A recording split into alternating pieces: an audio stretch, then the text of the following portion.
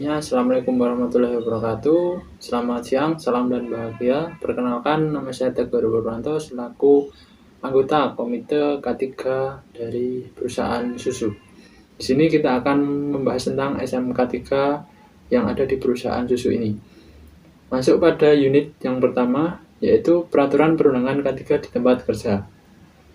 Untuk poin pertama, peraturan perundangan K3 yang ada di perusahaan susu sebagai pemenuhan peraturan perundangan terdiri dari 30 perundangan terkait, di mana 30 perundangan ini sebagai dasar untuk pembuatan SMK 3 atau peraturan K3 yang ada di perusahaan susu. Kemudian poin 2 yaitu saran pemenuhan peraturan perundangan K3. Saran pemenuhannya ada 3, yaitu rambu-rambu K3, poster edukasi, dan juga garis rantai. Masuk pada pelaksanaan pemenuhan peraturan perundangan K3. Untuk yang pertama yaitu pelatihan K3 untuk karyawan atau training, dan juga pengadaan seminar K3 untuk karyawan.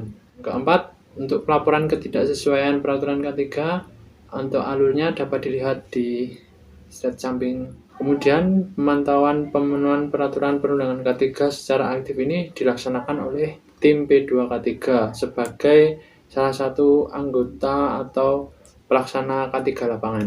Masuk unit yang kedua yaitu penyelesaian masalah di tempat kerja.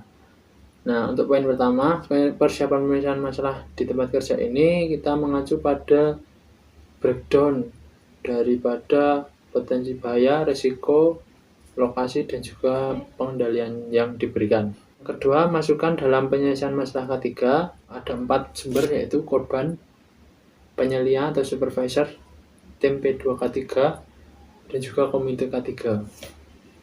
Kemudian untuk komunikasi hasil penyelesaian masalah K3, langkah-langkah yang diberikan yaitu briefing, rapat evaluasi, dan juga pengarsipan dokumen.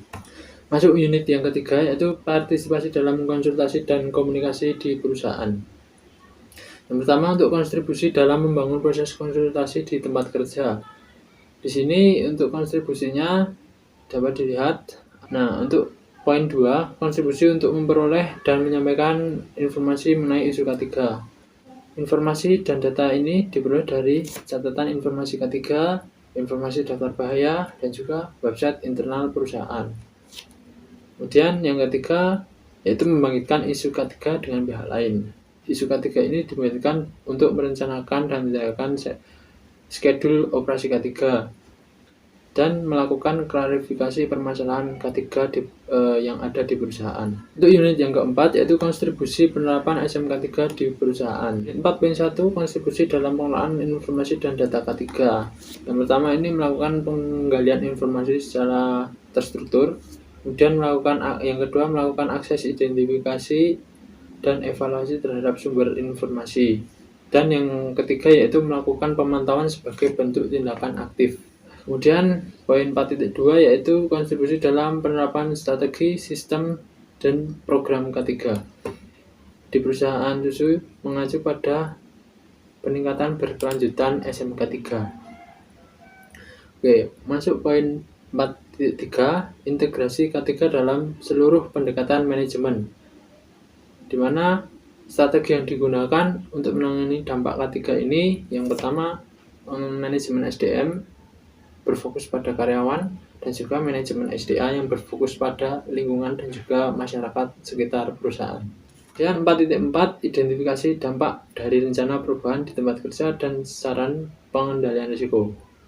Dapat dilihat dan dibaca. Selanjutnya untuk dampak dari perubahan dalam pengelolaan K3, saran yang diberikan dengan perubahan tersebut yaitu menetapkan SOP, menetapkan layout area kerja, dan juga menetapkan rambu-rambu K3 yang baru dan sesuai.